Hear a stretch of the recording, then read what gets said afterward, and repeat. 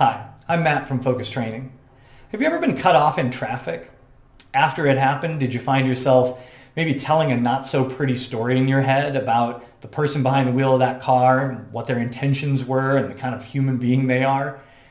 Probably. What you're experiencing in that moment is what we call attribution bias. Attribution bias is when we make assumptions or tell stories in our heads about the reason behind somebody else's actions, what their intent is, without actually knowing.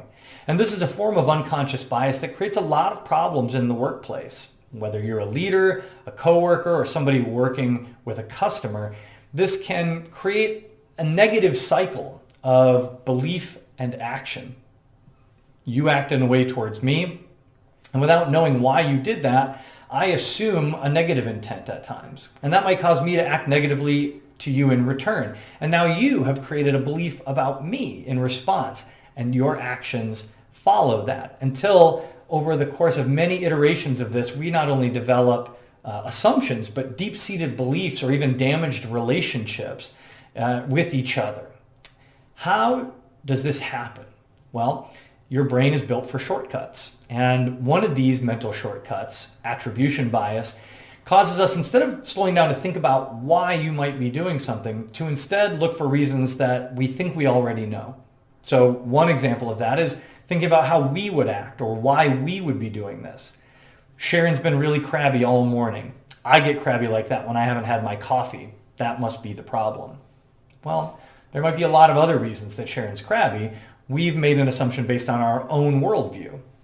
Speaking of worldviews, sometimes we've got assumptions that have built up in our own worldview over time about groups of people or individuals, and now we use them as a template for attribution bias.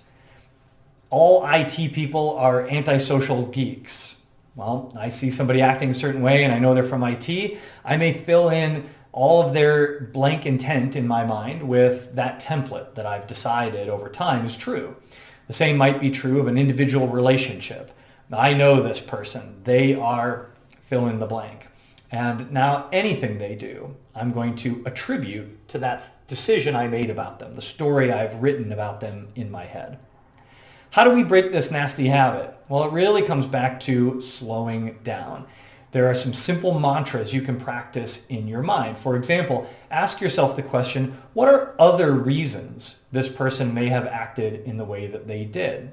Or what would I have used to justify my actions if I did the same thing in the same situation? Thinking about other reasons, other intents rather than our first assumption can help break us out of that unconscious bias and pull us into a conscious state where we can really evaluate.